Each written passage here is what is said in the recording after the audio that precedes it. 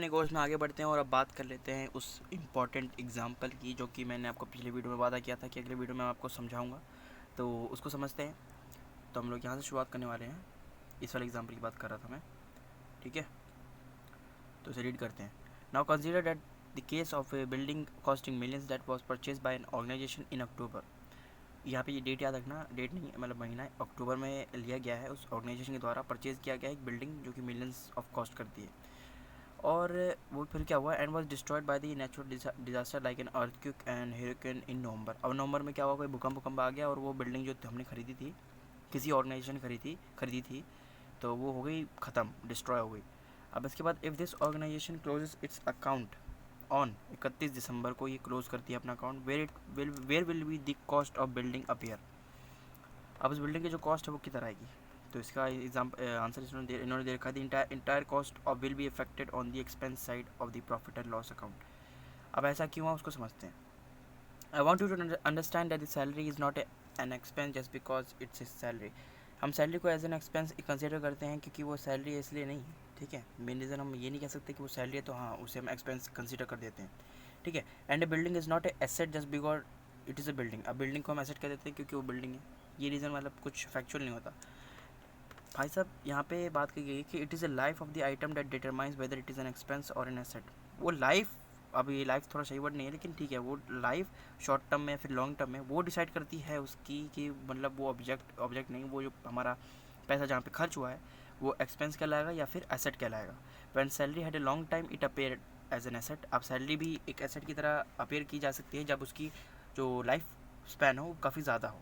और बिल्डिंग एक short life span थी, that is why it's shown as an expense. अब यहाँ पे जो बिल्डिंग थी हमारी वो एज एन एक्सपेंस क्यों शो की गई वो पता चल गया आपको, क्योंकि अक्टूबर में खरीदी नवंबर में बर्बाद होगी, वो तो भाई बिल्कुल एकदम शॉर्ट स्पैन के लिए रहा और उसके बाद चला ही नहीं। और 31 दिसंबर को बैलेंस शीट बनी या फिर प्रॉफिट एंड लॉस अकाउंट बना, तो यहाँ पे एज एन एक्सपेंस इसको कंसिडर किया गया है हमारा बिल्डिंग को, क्योंकि वो अक्टूबर में खरीदने के बाद नवंबर में डिस्ट्रॉय हो गई।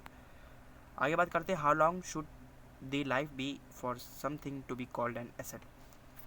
एग्जैक्ट वो कितना लंबा लाइफ होना चाहिए, ठीक है। It may now seem that when something has a long life it should be called an asset and if it has short life it should be called an expense, no matter what the item is or its value or the nature of the business.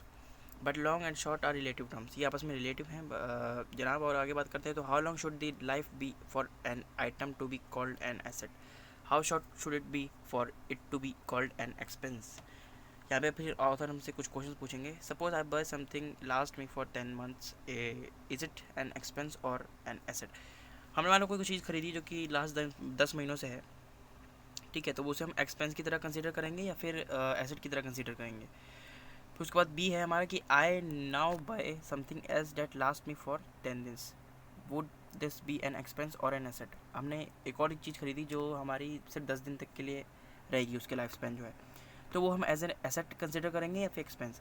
तो यार अगर हम ऊपर पर से अभी तक हमने जो भी पढ़ा है तो उससे अगर बात करें तो ये देखो, ये लंबा ज़्यादा लाइफ स्पैन किसका है, इसका है, तो ये एज एन एसेट कंसिडर किया जाना चाहिए। यहीं पे वो चीज़ लिखी है, ये देखो, if you look at the life of the absolute size we might tend to call the item for the last 10 days as an expense and last for the 10 months as an asset. तो ये जो लंबा वाला है मतलब जिसका ज़्यादा longer life span है, ठीक है, तो उसे हम एज एन एसेट कंसिडर करेंगे।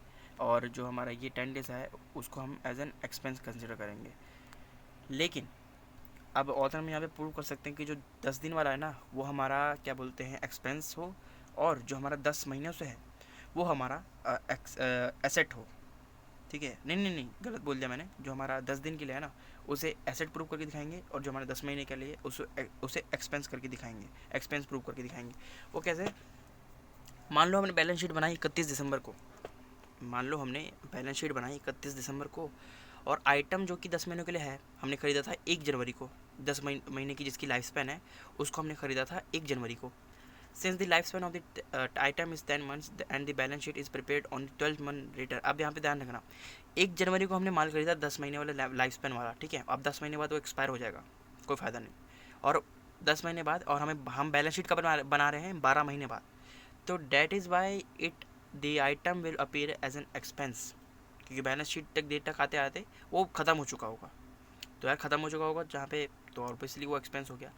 और जो 10 दिन वाला है, सपोज़ वो हमने ख़रीदा था 27 दिसंबर को, और बैलेंस शीट हमने बनाई 31 दिसंबर को। अब 31 दिसंबर को हम चेक करें तो हाँ 10 दिन वाला माल अभी भी है और अभी आगे भी चलेगा, बैलेंस शीट के डेट को एक्सीड कर देगा, तो भाई वो एज एन एसेट कंसीडर किया जाएगा। समझ गए? बिल्कुल वही चीज़ यहाँ पे लिखी गई है, कट ऑफ डेट सेट कर दी है बस। ठीक है, एज एन एसेट कंसीडर किया गया है हमारे 10 डेज़ वाले को, और 10 मंथ्स वाले को हमारा एक्सपेंस कंसीडर किया गया है। ठीक है, so what do I mean by life? Perhaps even life is not the best way to मैंने कहा था ना आपको, लाइफ को थोड़ा सा मतलब बेस्ट वे नहीं है डिस्क्राइब करने को, इस प्रोसेस को डिफाइन करने का लाइफ एक बेस्ट वर्ड नहीं है, लेकिन ऐसा कर सकते हैं कि शॉर्ट लाइफ स्पैन भी बोल सकते हो आप, लॉन्गर लाइफ स्पैन भी बोल सकते हो। जिस चीज़ का लॉन्गर लाइफ स्पैन है उसको एक्सपेंस कंसीडर कर लो, और जिस चीज़ का शॉर्टर लाइफ स्पैन है उसे हम एसेट कंसीडर कर लेते हैं। ठीक है, life should be seen in the context of the date on which the balance sheet is prepared. Anything that outlive the balance sheet date is an asset. देखो यार, एक सिंपल सा कंसेप्ट समझ लो आप लोग कि जो हमारा बैलेंस शीट का जो, अगर कोई भी जहाँ पे अपने पैसा खर्च किया है, जिस भी मटेरियल पे किया है, अगर वो बैलेंस शीट के डेट को एक्सीड कर देता है यूज़ केस में, मतलब हम बैलेंस शीट की डेट जिस दिन हम बना रहे हैं उसके बाद भी वो चलने वाला है, वो काम ही आने वाला है, तो भाई उसे एज एन एसेट कंसीडर किया जाएगा। ठीक है, और जो बैलेंस शीट की डेट से पहले ही ख़त्म हो गया है तो उसे हम एज एन एक्सपेंस कंसीडर करेंगे, चाहे वो कितना भी लंबा लॉन्गर लाइफ स्पैन का क्यों ना हो। समझ गए? लेकिन ऐसे जनरली लॉन्गर लाइफ स्पैन वाली चीज़ें एक्सपेंस की तरह कंसीडर की जाती हैं, और शॉर्टर लाइफ स्पैन वाली चीज़ें हमारी एसेट की तरह कंसीडर की जाती हैं। Let me now give you the most appropriate word to understand when the money spent should be called an asset and when an expense।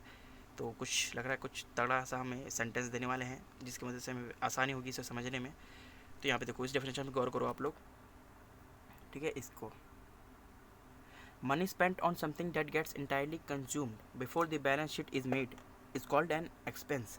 समझा दिया मैंने आपको। ठीक है, और similarly money spent on something that is not consumed at all on the date of the balance sheet is called an asset. अगर balance sheet की date को एक्सीड कर देता है वो माल या फिर जिसमें हमने पैसा खर्च किया तो वो एज एन एसेट कंसीडर किया जाएगा। And money spent on something that is partially consumed and remain partially unconsumed on the date of balance sheet, it to the extent it is consumed is called an expense and to extent it is not consumed is called an asset। ठीक है, तो ये भी आपको समझ में आ गया होगा। सिंपल सा कंसेप्ट है। बैलेंस शीट की बात, अगर भी कोई प्रोडक्ट चल रहा है जिसमें आपने पैसा लगाया है और वो बैलेंस शीट की डेट से पहले ख़रीदा गया था, तब वो चीज़ हमारी एज एन एसेट कंसीडर की जाएगी।